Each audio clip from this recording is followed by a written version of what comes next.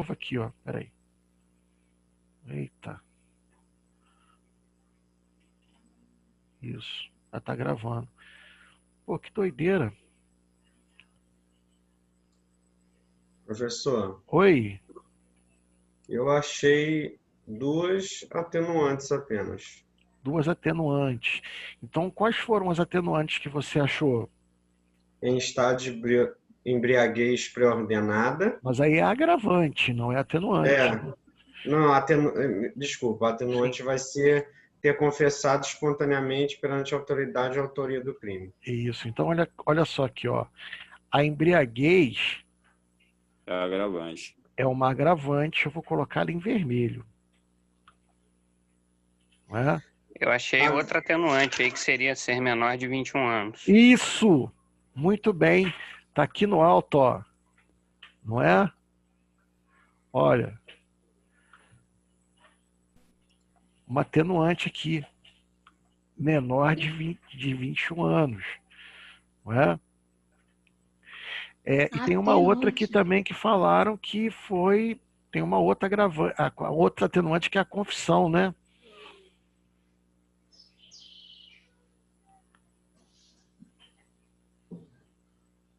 Confessou o crime, olha. Confessou o crime. Isso aqui é uma atenuante bem importante. Não é? Queridos, isso aqui eu chamo de concurso entre agravantes e atenuantes.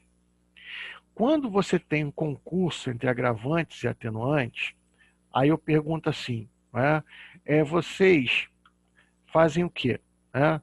Vocês podem... tem uma agravante, uma atenuante, uma isola a outra, deixa no zero. É assim? Não. Você tem que sopesar cada uma delas. De repente, essa confissão foi tão importante que você pode diminuir muito mais do que a embriaguez pré-ordenada. Então você tem que analisar cada uma delas separadamente. Não pode fazer compensação. O estudo da compensação aqui não existe, tá bom? Então vamos ver primeiro o que nós temos de agravante. Meu mouse do celular, do computador é horrível, né? Então vamos lá. Olha, eu estou aqui com uma pena de 20 anos e eu tenho uma embriaguez pré-ordenada. Queridos, nós vamos aumentar essa embriaguez aí de quanto, hein?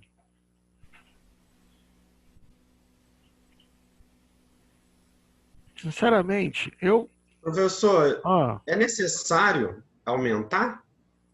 São circunstâncias que sempre agravam, que sempre atenuam. Então, eu aumentaria um mês. Pode. Um mês. Eu acho que não tem por que aumentar mais que isso. Pode um mês. Eu também acho, eu daria pouquíssimo aqui. Eu daria 6 meses para... Mas pode ser um mês. Não, assim, até é porque já está muito alto para uma tentativa, né? Não, mas a tentativa depois vai diminuir pra caramba, porque você vai aplicar a diminuição da tentativa. Uhum. Então não se preocupa com isso, não. Tá, um mês. Se leva em consideração o fato dele ter bebido para tomar coragem e não o fato dele já estar embriagado? Não, ele bebeu para criar coragem. O problema diz isso. Ou seja, ele praticou exatamente uma embriaguez pré-ordenada. Né? Então, exatamente a minha dúvida. Ele não estava bêbado e resolveu cometer o crime. Isso aí se leva em consideração no peso também? Eu acho que aqui, sinceramente, um mês. Sinceramente, eu particularmente não estaria errado não, cara, mas eu acho que de repente a gente podia fazer aqui 6 meses. Eu acho que até 6 meses é muito, eu acho que eu vou ficar com um mês mesmo. Um mês. Professor. Oi. Eu fiquei com essa mesma implicação em relação ao Camilo. Uhum. Eu acho que quando o indivíduo ele bebe para cometer, ele se embriaga para criar coragem para cometer algo nesse sentido, é porque em condições normais ele não o faria. Uhum. Então, para mim, inclina muito mais como uma atenuante do que uma agravante em si.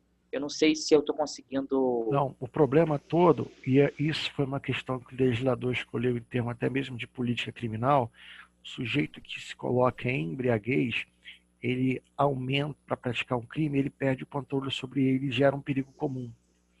Não, exatamente. Gera um perigo para outras pessoas. Então, assim, é uma atitude extremamente reprovável e não atenuante. Entendeu? Uma coisa é o cara... Eu entendo Michael, o contrário do Maio, não, mas se vocês pensarem... premeditar, inclusive, isso. É Inclusive, isso que eu ia falar. Peraí, Ele premeditou, tá? Eu não entendi. Ele premedita o crime e aí ainda se embriaga para cometer. Mas ele assume que, em condições normais, ele não faria aquilo. Então, não, mas isso aí não está. Isso não está seria cruel. Não, mas que ele não seria cruel a esse ponto. Você está tirando uma conclusão que não está no problema. A conclusão que você está tirando não está no problema. Que se ele tivesse normal, ele não faria isso. Quem te falou que ele não faria? Mas quem disse que ele faria? Ele fez. Mas quem te garante que ele não faria? Ele fez, mas na quem verdade. Garante que ele não faria e quem garante que ele faria fez. se ele não estivesse embriagado? Ele fez. Não, mas na verdade, Michael, você Querido, tem que pensar ele assim. fez. Ele já está sóbrio, ele pensou em fazer. Exatamente. Sóbrio, ele pensou. Quando ele estava sóbrio, ele pensou, vou matar esse cara. A gente vai condenar o outro, né? Porque ele pensou, eu vou pensar em dar um tiro no professor Ricardo. Aí eu vou ser condenado, né, por isso. Aí eu não posso mais pensar. Todos nós pensamos umas loucuras, né? Mas aí é diferente. Né, aí ele pensou, mas ele pensou, mas botou em prática. Presta atenção. O que o professor Alexandre falou. Pensar não é crime, mas crime é ter botado em prática. Queridos, mas ele botou em prática sob o auxílio e a influência do álcool. Mas se ele estava sóbrio e bebeu para colocar em prática, já é o ato, não? Sim. Veja bem, queridos, eu sou professor e se vocês quiserem eu posso explicar para vocês. Se vocês quiserem, eu posso até ensinar para vocês. Aliás, eu estou até ganhando para ensinar, sabe? Então, assim, não sei, caso vocês queiram, né? Queridos, nós estamos julgando um crime que aconteceu. O crime aconteceu. O cara está todo queimado lá. Não adianta ficar pensando agora, mas se ele tivesse... Se meu pai fosse mulher, eu tinha 2 mães. Se meu pai fosse mulher, eu tinha 2 mães, parceiro. Não tem si aqui. Aqui é direito. Justiça. Tá feito. E a lei diz que o bebê, se embriagar para praticar um crime é agravante. Você tem que agravar a pena. Você é juiz para cumprir a lei. Bota isso no quadrado aí. Tá bom? Então, professor, eu fiquei com a dúvida ainda com essa fala do senhor. Beber para cometer o crime. Uhum. Mas e se ele já estivesse embriagado? Aí não seria. Um crime? Porque aqui a gente está falando em embriaguez pré-ordenada. Se ele já tivesse bebum e praticado um crime, não teria esse agravante. Aí era atenuante. Não. Porque ele não estava em livre consciência. Não. Como é que você estudou lá na parte geral a embriaguez? Você diz que a embriaguez não exclui a imputabilidade penal. E outra coisa, você achou alguma atenuante aí, estar bêbado na hora de praticar o crime? Era só o que faltava. Agora todo mundo que praticar crime vai falar que estava bêbado. Não pode. Queridos, eu vou até rever isso aqui. Eu vou aumentar em 6 meses. Tá. Ô, professor, resumindo o que o senhor está ensinando é o seguinte. Se houver bebida no ato do crime, ela entra como um agravante somente. Foi isso que eu falei? Ou eu entendi errado? Foi isso que eu falei? Não, eu tô falando, eu falei que se tiver embriaguez pré-ordenada, ele é agravante. É isso que eu falei. Se não for pré-ordenada, não é nada. Não é nada. Exatamente, não é nada. Tá bom? Então, eu vou anotar aqui, porque eu... Então, tem... Pega ali a aguinha pro papai, por favor. Obrigado, querida.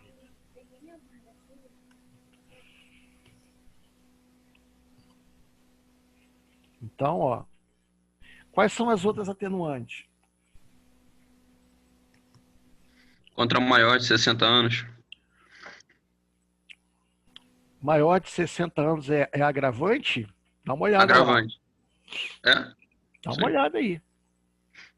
Tô deixando vocês fazerem. Vocês estão botando a mão na massa. A linha H do inciso 2º. Diz o que aí? Contra criança maior de 60 anos, enfermo ou mulher grávida. Idoso. Vamos aumentar o que aqui? Mas era um idoso que fazia filme pornô. Um ano. Não era um idoso, né? É um idoso que fazia filme pornô. Então agora eu vou aumentar aquele montão. Será que era um cara tão debilitado assim? Não, eu vou gravar, mas também não vou. Vou pegar aqui o quê?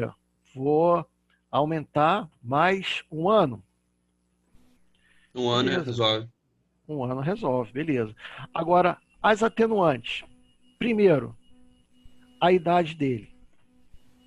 A idade dele, queridos, tem que ser levado em consideração de forma bem pesada, tá? Porque a idade dele é 19 anos, não é? Ainda existe uma imaturidade, né? Uma certa imaturidade, né? Até questionável a esse ponto, né? Mas essa idade aqui, ela é preponderante. Vocês diminuiriam em quanto aqui em razão dessa idade de 19 anos? Eu diminuiria 2 anos, professor. Eu também. Eu, assim, levando em consideração a personalidade dele, pesando a personalidade com a idade. Isso aí. Belo encaixe você fez. Não é? Nós vimos aí que ele é uma criatura extremamente assim, imatura também, né? É claro que num processo de verdade você tem todo um histórico de vida da pessoa que você vai levar em consideração. Isso aqui é um laboratório. No laboratório você não tem um processo, né? No laboratório você tem uma hipótese simples para a gente começar a ter um pé de apoio, né? Depois nós temos uma confissão. A pessoa que confessa um crime, ela diz o seguinte: eu quero cumprir a pena porque eu errei. Não é? Essa confissão, como é que você valora ela no caso concreto? Como é que o juiz valora no caso concreto? Se eu tenho todas as provas e o sujeito senta lá e só confessa, não é? Eu vou diminuir menos. Agora, quando o acervo probatório não é tão bom assim, e ele vai e confessa, aí a confissão faz cair muito a pena. Por quê? Porque quanto mais peso você tirar da consciência do julgador, mais ele retribui, diminuindo a pena. O problema aqui não deixa margem para esse juízo, mas com relação à questão dele reconhecer que errou e se admitir para cumprir a pena, é um caso também que a gente deve levar em consideração. Não é? Mas assim, o crime foi praticado, né, em público, então muito da confissão a gente já teria provas, né, professor? Sim. Mas a parte em que ele comete a embriaguez pré-ordenada foi ele que decidiu, como é que fala? Contar, né? Então Professor, tem que contar a favor dele. Vamos fazendo aí uma elucubração, diga. Eu poderia dizer que existe uma testemunha, porque a pessoa que socorreu esse senhor do córrego e levou ele ao hospital, ela seria testemunha, certo? Eu acho que o problema não deixa margem para isso. Olha, se a gente analisar o problema aqui, diz só que ela foi socorrida pelo seu Cleison, agora com Equius. Querido. Porque dentro de um caso, se esse cara levou esse senhor para o hospital, Ele teve que dar entrada no hospital. E essa entrada já é uma documentação que vai ser apresentada, certo? Mas pouca, né? Não diminuiria tanto a pena do infrator. Ele vai ser submetido a exame de corpo de delito também, né? Essa confissão, queridos, é uma confissão relevante. Não tão relevante. Por exemplo, eu não posso tirar 2 anos, que é demais. Né? Mas, por exemplo, eu poderia tirar 1 ano, eu poderia tirar 1 ano e 6 meses. Vou deixar para a Carla decidir. Carla, doutora Carla, quanto que você tira em razão da confissão? Eu diminuiria só os 6 meses. Eu sou dura. Porque a confissão é conforme os amigos falaram. Não é uma confissão do tipo, eu vou lá espontaneamente e vou lá assim, olha, eu cometi, eu fiz isso, isso, isso. Ele não tinha outra saída dele. Ele falou, tá, fui eu. É muito nítido. Ok. Foi o juízo da juíza. Quem discordar, que recorra. Não é? Quem discordar, recorre. Então, olha, chegamos ao final dessa segunda fase, não é? Com 20 anos menos 6, com mais 6, 20 anos, 21 menos 2, 19 anos. 19 anos. 19 anos é a pena. Agora, nós vamos para a terceira fase, fase 3, que são os que? As causas de aumento, mas aqui só tem causa de diminuição.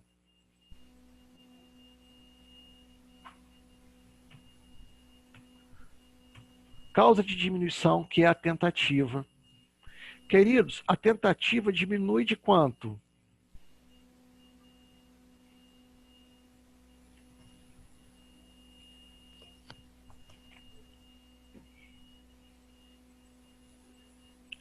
A tentativa diminui de quanto, moçada?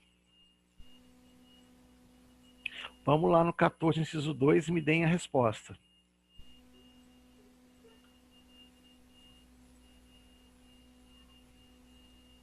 É o caso do 1/3, professor? Estou pegando aqui o artigo 14, é esse? Lê todo o artigo pra gente, Carla. Não, estou pegando aqui. Lê pra gente aí. É que eu fiz a anotação no caderno, o senhor falando no início Lê da pra aula. gente aí o parágrafo único, artigo 14. Lê aí. Parágrafo único do artigo 14.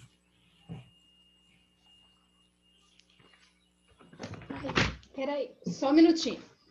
Quer que eu leia? Lê pra gente, Cindy. Salvo disposição em contrário, pune-se a tentativa com a pena correspondente ao crime consumado, diminuída de 1 a 2/3. Olha, 1 a 2/3, onde 2/3 é a maior diminuição e 1/3 é a menor diminuição. Você pode caminhar nesse circuito aí. Como que você, juiz, o que você leva em consideração para escolher entre esses parênteses, entre esses marcos aí? Quanto mais próximo ele chega da consumação, menor será a diminuição. Então, por exemplo, a tentativa branca, que o sujeito atira, erra o disparo. Não é? Essa você pode dar uma diminuição de 2/3. A vítima não sofreu nada. Agora, quanto mais próximo da consumação, menor a diminuição. Não é? Então, nesse caso aqui, chegou próximo da consumação? Chegou. Diminuiria a pena dele o quê? Para 17 anos, professor? Calma. Vamos chegar lá. Aí, ó, como é que ficou o nosso amigo João Bigorna? Ficou ruim, né? Já ficou ruim. Então, nós temos que dar o quê? A menor diminuição. Então, qual que é a menor diminuição aqui? É 1/3. 1/3. Então, eu tenho que diminuir menos 1/3. Menos 1/3 de 19, quanto que vai dar? menos 6 anos e 4 meses. Não é isso? Então, 19 anos menos 6 anos, 13. Menos 4 meses, 12 anos e 8 meses. É a pena de alguém que se escondeu, jogou um balde de gasolina em cima do desafeto e riscou o fósforo. E fez Professor, ele queimar. esse artigo 14 é do Código Penal? Código Penal. Artigo 14 do Código Penal, tá bom? Às vezes acontece de você estar pesquisando na internet, às vezes coloca em vez de CP, CPP, aí dá umas confusãozinhas assim, tá bom? Não, eu tô com um livro aqui, mas ele disse o crime consumado. Eu tô meio perdido aqui, deve ser algum livro antigo. É isso mesmo, não, é esse mesmo. Agora lê consumada no inciso 1 e no inciso 2. É 14 inciso 2. Sim. O que diz no inciso 2 aí? Lê pra gente. Tentado, Aí, verdade. A igreja glorifica de pé. Amém. Amém. Legal, é isso aí, aprendizado é assim. Agora, vamos lá. 12 anos e 8 meses de quê? De reclusão.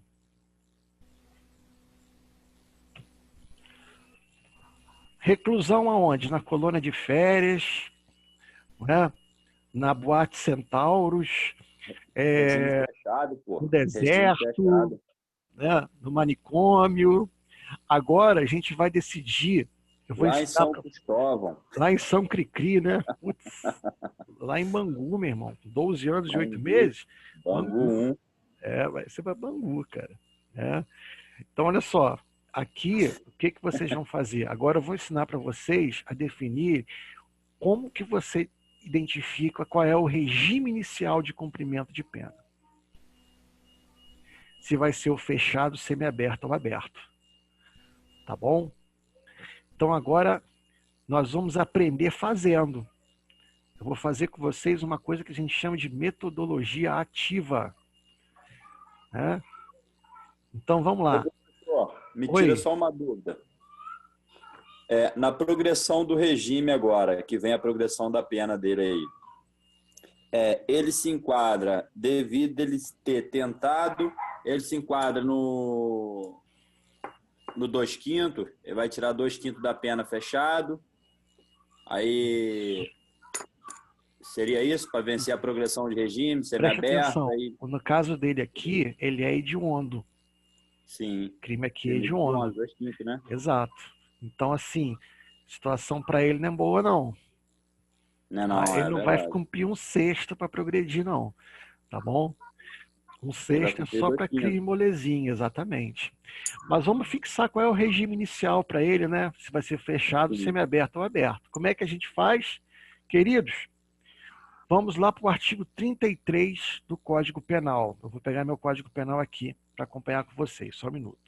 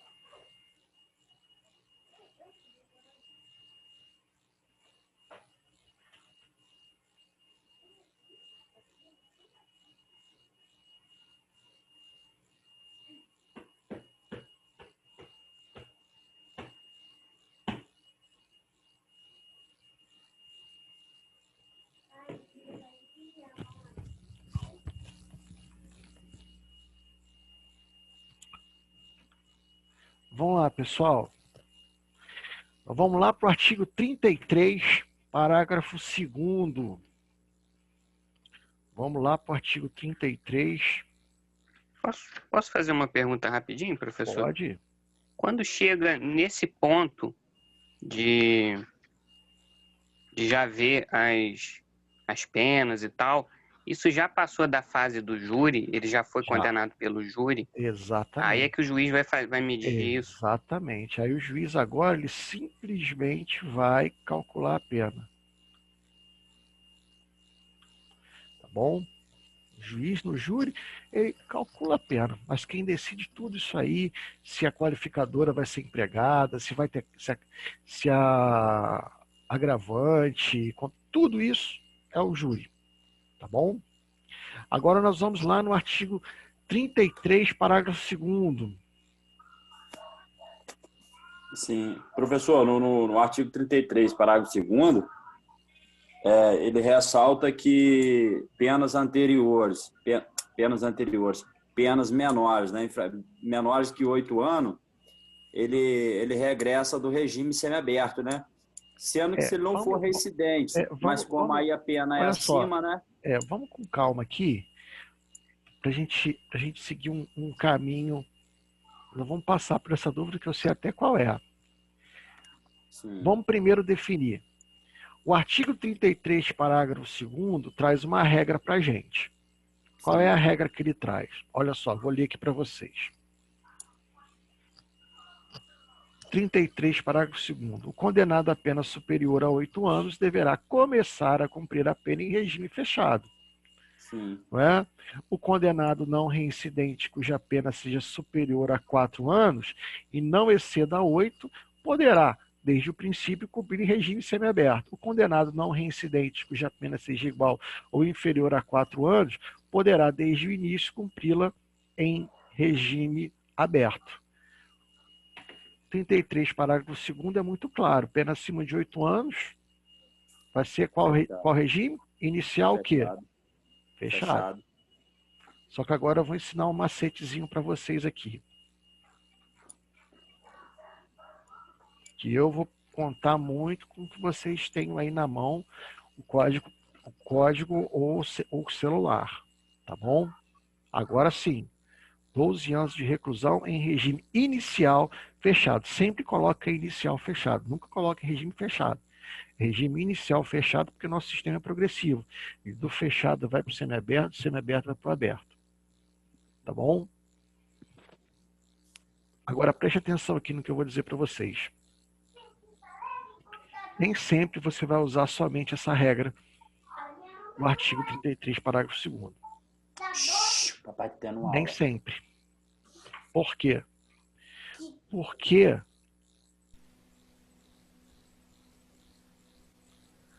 no parágrafo 3º, fiz besteira, peraí, desculpa. Por quê? No parágrafo 3º,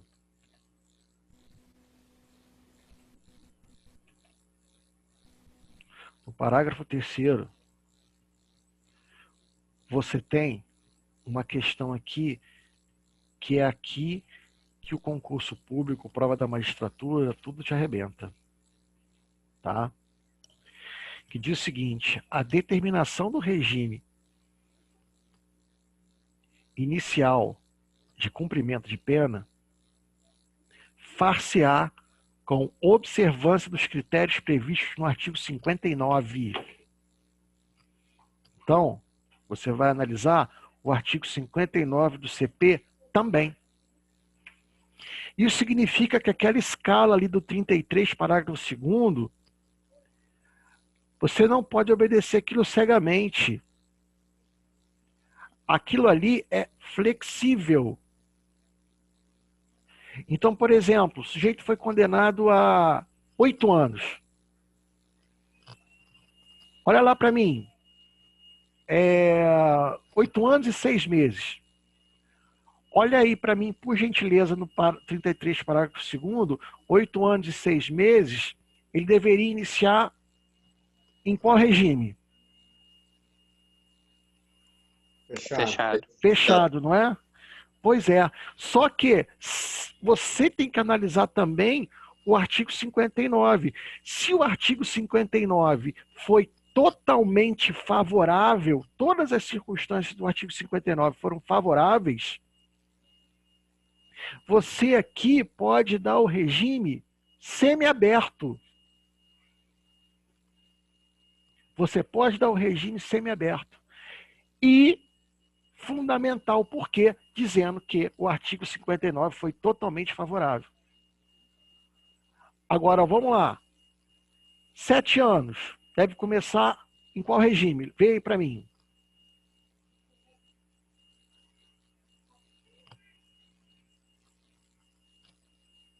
Em 7 anos. Deve semi-aberto. Semi-aberto, não é? Mas, se você verificou que todas as circunstâncias judiciais foram contrárias, você pode dar o fechado. Ricardo, mas aí eu estou infringindo a lei? Não, você não está infringindo a lei. Por quê? Porque a fixação do regime inicial de cumprimento de pena não é somente com o artigo 33, parágrafo 2º. É o 33, parágrafo 2º, é o parâmetro, mas você faz de acordo com o artigo 59. O artigo 59 é o artigo mais importante do Código Penal. Ricardo, de onde que você está tirando isso? Eu estou tirando isso da súmula 718 e das súmulas, né? 718 e 719 do STF, que vocês vão procurar agora aí e vão ler para mim. Vocês vão ler primeiro a 719 e depois a 718. Tá bom? Estou aguardando a leitura aí, moçada. Tá. Ô, professor, essa situação é só quando as penas, a sentença, no caso não tem a sentença final, né? Quem está fazendo o cálculo. Mas é só quando está próximo a esse parâmetro, de mais ou de menos? Não. Ou seja, está perto do 8 anos e 6 meses, 7 meses? É claro que você tem que trabalhar uma ideia de razoabilidade. Você não vai dar um regime aberto em 8 anos. Isso. Você pode, e por isso que existe o parâmetro. Não é? Então, é mais ou menos isso. Não é que não é porque só para isso. Eu falei o termo só, mas eu quis dizer mais ou menos o que o senhor falou. Isso. Tem que ter uma lógica, tem que ter um raciocínio ali. Exatamente. O princípio, a proporcionalidade, né? Isso. Vamos lá. Queridos, súmula 719 do STF, estou no aguardo. Pode ler? Eu não sei se é isso não, mas... Lê sim, pode ler sim. A imposição do regime de cumprimento mais severa do que a pena aplicada permitir exige motivação idônea. Aí. Você pode dar um regime prisional mais severo do que o que a lei impõe, desde que você tenha motivação idônea. Qual que é a motivação idônea? A motivação idônea é a presença do artigo 59. São as circunstâncias do artigo 59 forem desfavoráveis ao réu. Agora, leiam aí o artigo 718, a súmula agora 718. A opinião do julgador sobre a gravidade em abstrato do crime não constitui motivação idônea para imposição de regime mais severo do que o permitido segundo a pena aplicada. Isso aí.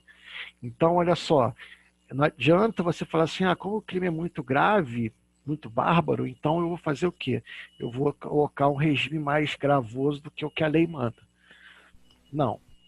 Aí não é motivação idônea. A motivação idônea é o artigo 59. Então, queridos, tomem cuidado, porque é aqui, nessas duas súmulas, é que você faz a diferença dos candidatos no concurso. Porque o seu concorrente vai só ver o artigo 33, parágrafo 2º, vai ver qual é o regime e vai colocar lá. Você não, você vai analisar o 59, e se você entender que pode dar um regime mais favorável ou mais gravoso, você pode fazer, só que você tem que fundamentar, conforme te ensina a súmula 719 e 718. Ou seja, a regra do 33, parágrafo 2º, é um parâmetro somente.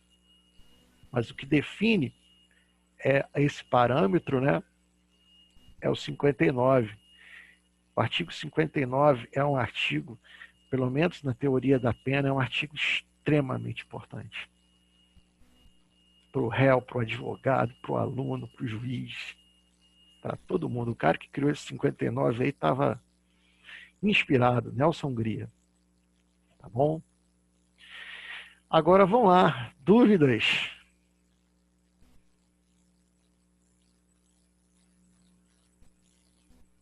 Ele é usado em 2 fases, esse 59, então? Ele é usado, sim, em várias fases.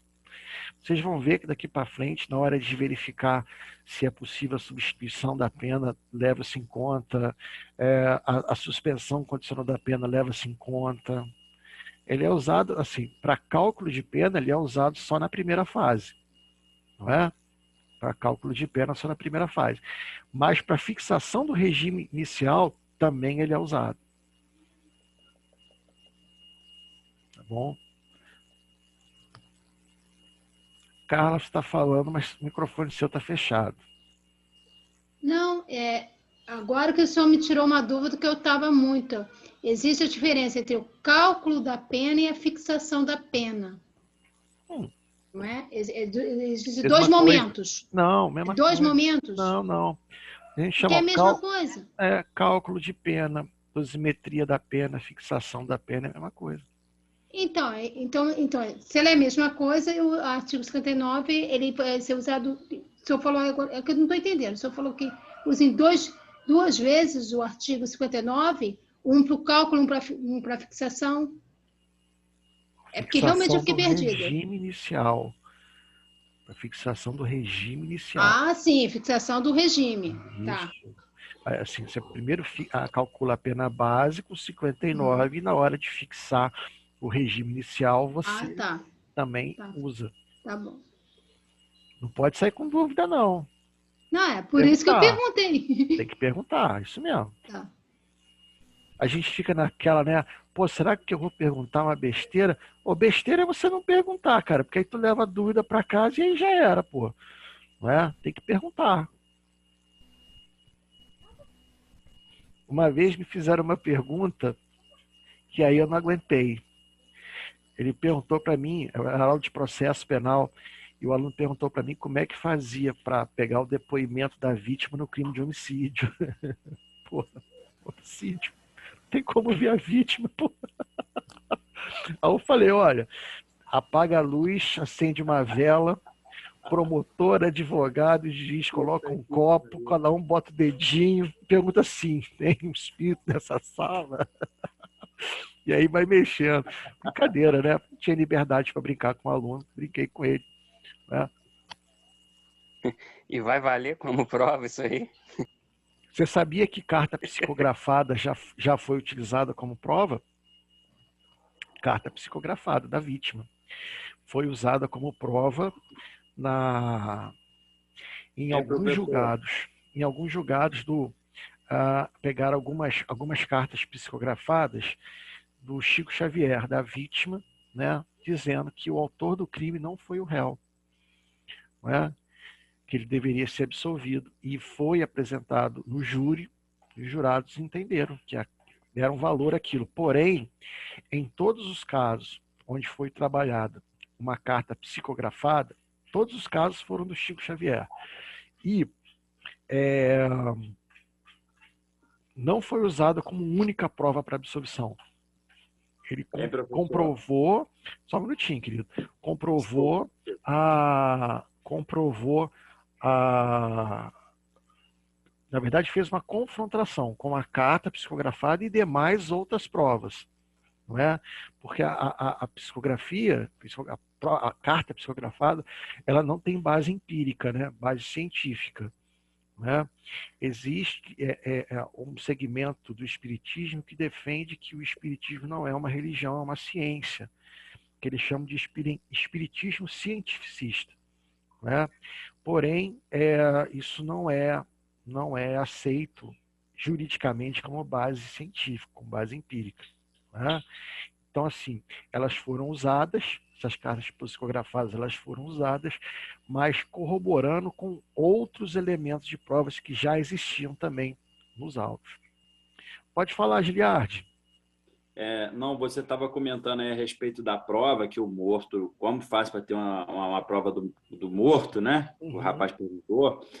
E me lembrei de uma tese bem bacana, eu ouvi um amigo falar, não me recordo quem falou, que naquele caso do goleiro Bruno e a Elisa Samúdio, que no dia do julgamento dele, a promotoria, o advogado de acusação, trouxe o seguinte fato, que ele trouxe uma cena no qual o Bruno não esperava, que alguém abriu a porta do tribunal, ele falou que entre a Elisa Samúdio.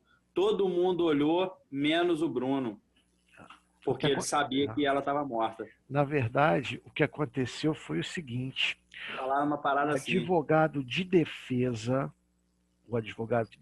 do Bruno falou assim, olha, vocês não podem condenar o Bruno, porque ninguém aqui tem certeza se essa menina está viva ou está morta. Mas eu vou resolver essa questão agora, porque ela está viva e eu trouxe ela aqui. Por favor, abrem a porta, deixa a Elisa Samúdio entrar. Quando fez isso, todo mundo olhou, inclusive os jurados. Aí, tá vendo só?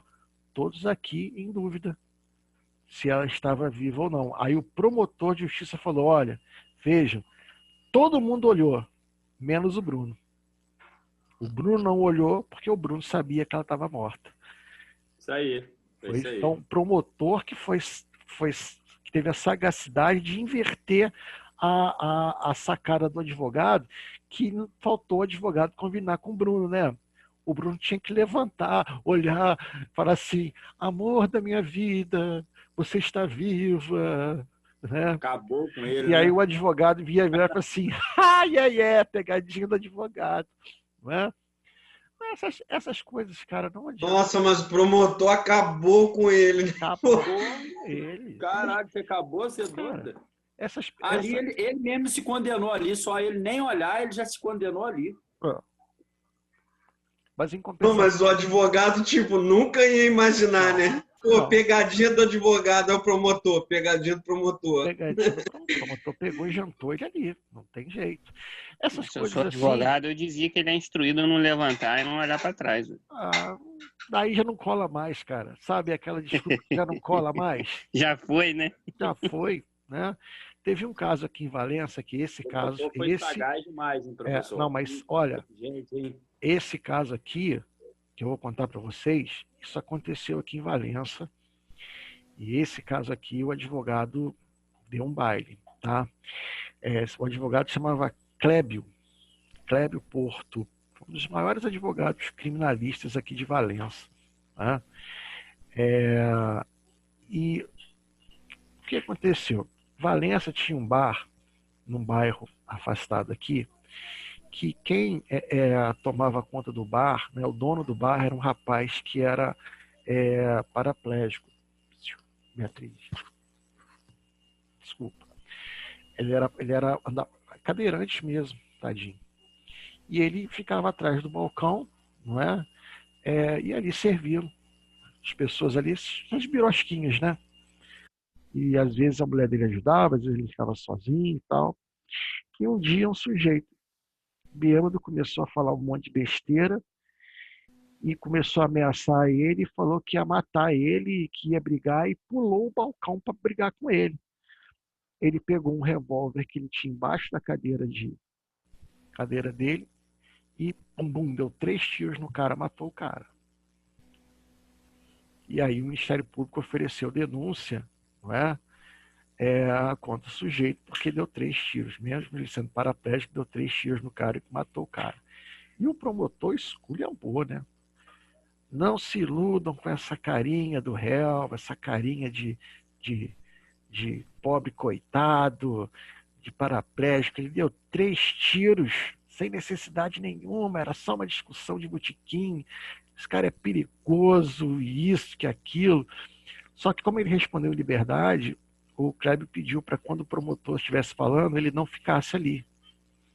Não ficasse na presença, ele ficou do lado de fora. Quando o Clébio foi começar a defesa dele, ele falou o seguinte: olha, o Ministério Público a todo tempo aqui disse que o réu é perigoso, é violento, é um mal para a sociedade, não é? Eu vou pedir para o réu entrar. Abre a porta e entra o réu. O réu entrou sem cadeira de roda, entrou se arrastando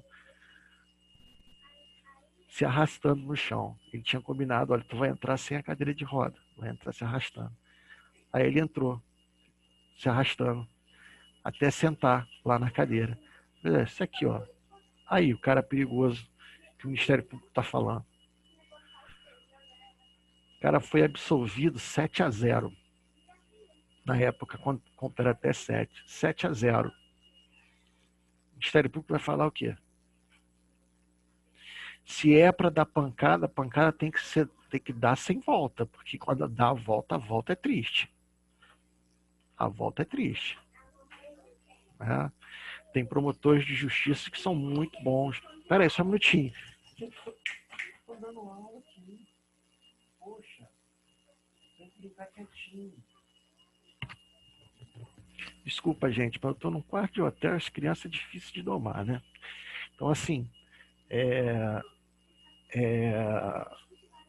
júri é uma coisa assim que você tem que ter um raciocínio rápido, você tem que estar ligado nos 220 volts, né? Tem que ter um raciocínio muito rápido e tem que tomar muito cuidado com as estratégias que você vai tomar.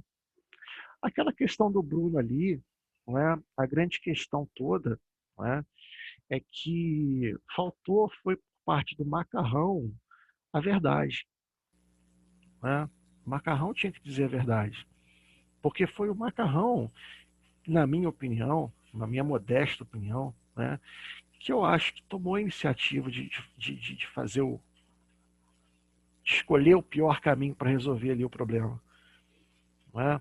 Porque eu não consigo admitir que um goleiro que estava com um pré-contrato de R$450 mil por mês, ou euros, não sei, ou dólar, enfim, com o Milan da Itália, ia se negar a pagar R$50 mil por mês de pensão alimentícia para o filho. Só se for muito idiota. E além do mais, ele ainda poderia até questionar esse valor. Talvez o juiz não desse esse valor todo. Não é? Talvez não desse. Então, assim, é um motivo muito, sabe? Ali foi muito torpe, foi muito, sabe? Então, assim, eu sinceramente eu ainda acredito que aquele amigo dele ali, ele faltou com a verdade. Né? Foi amigo a vida inteira, mas na hora de chegar e apresentar a verdade mesmo, ele quis se defender. Morreu abraçado junto com o outro. Estragou a vida do outro, a dele. Não é? Então, assim, e sem falar na barbaridade, né, que fizeram com a moça, né? Acabaram com a vida da menina de uma forma assim que terrível, né? Então, assim, é triste, né? O direito penal ele lida com a tristeza de uma forma muito peculiar, né? Diria eu. Né? Enfim. E, professor, e mesmo em crimes confessados, se o júri absolver, está absolvido? Uhum. Pode acontecer. Eu fiz um júri uma vez que eu pedi a clemência. Pedi a clemência dos jurados e os jurados concederam a clemência. Por 4-2 ele foi absolvido. O que ele fez? Ele cortou o pescoço da esposa e depois cortou o pescoço dele. Nenhum dos dois morreram. Os dois sobreviveram.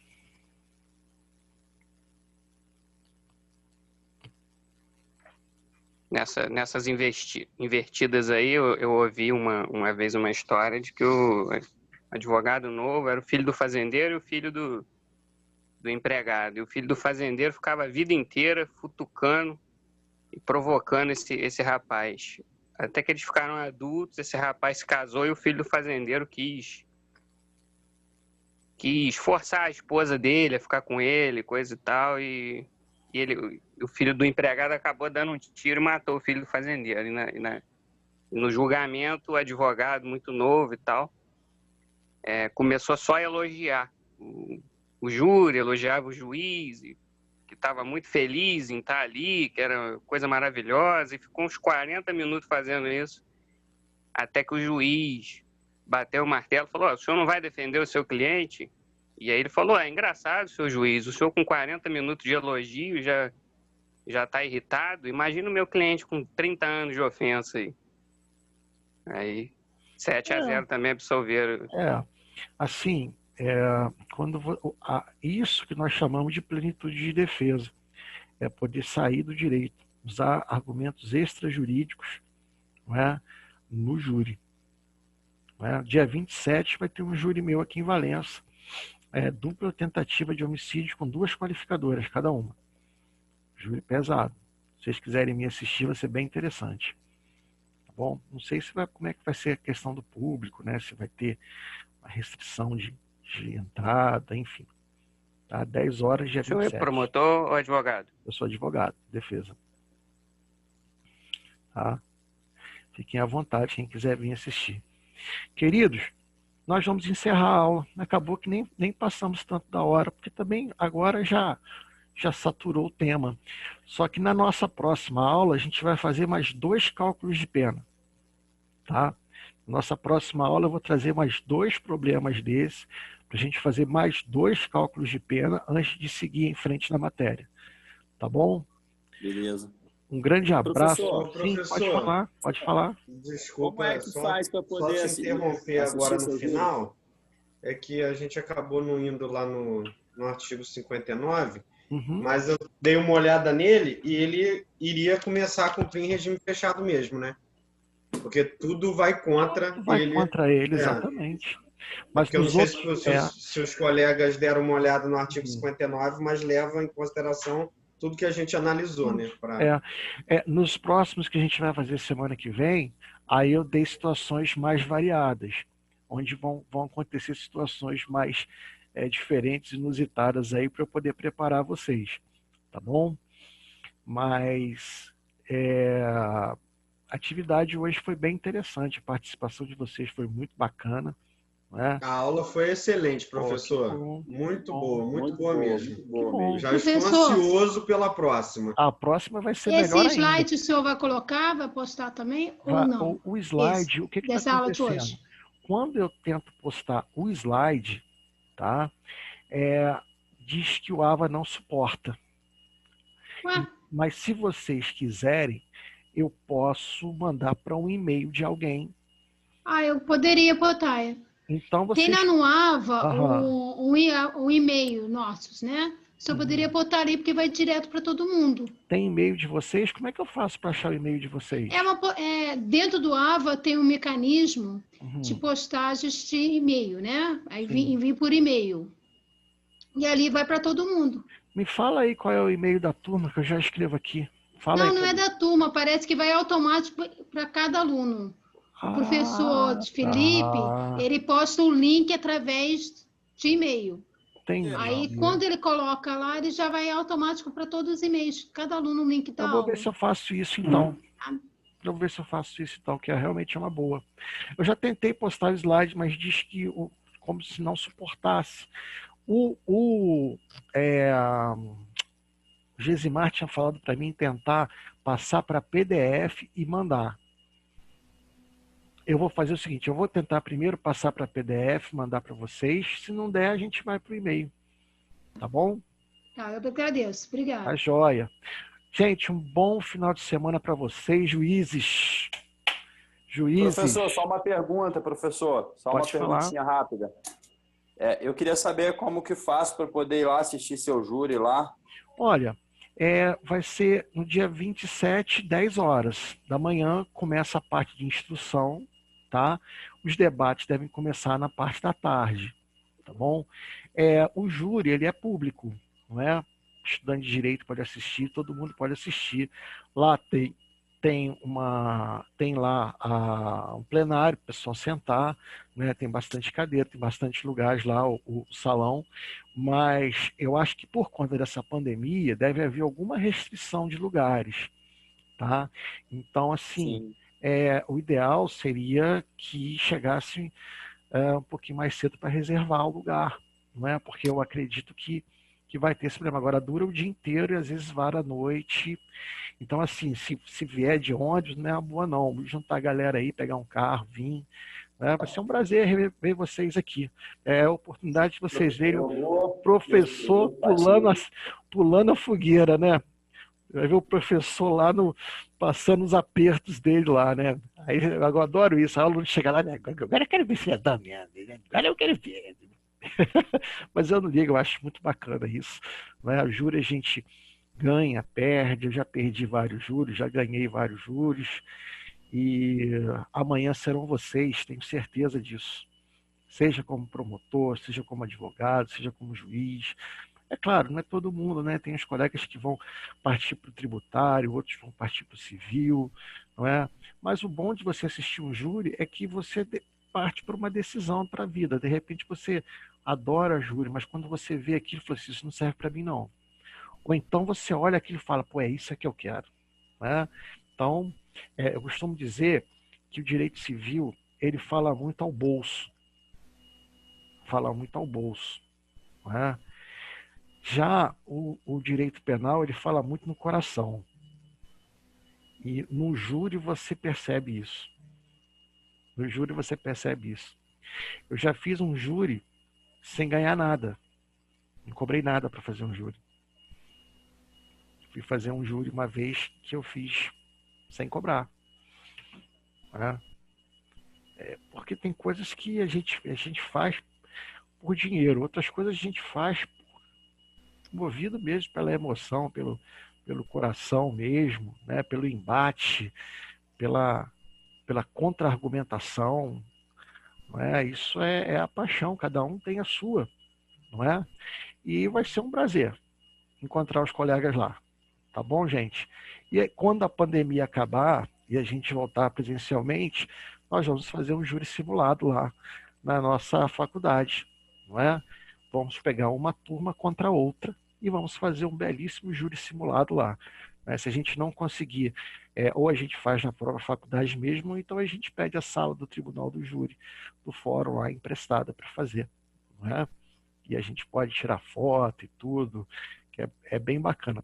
Toda turma que eu passo, eu faço um júri simulado. Não é? E é uma pena da gente ter pego justamente essa pandemia aí. Mas na volta, a gente com certeza vai fazer um júri simulado bem bacana aí. Tá bom, gente? Então é isso. Fiquem com Deus. Bom final de semana. Alguém tem mais alguma coisa? Valeu, professor. Valeu. Tudo tranquilo. Abraço, moçada. Fica com Deus. Até a próxima. Tchau, tchau.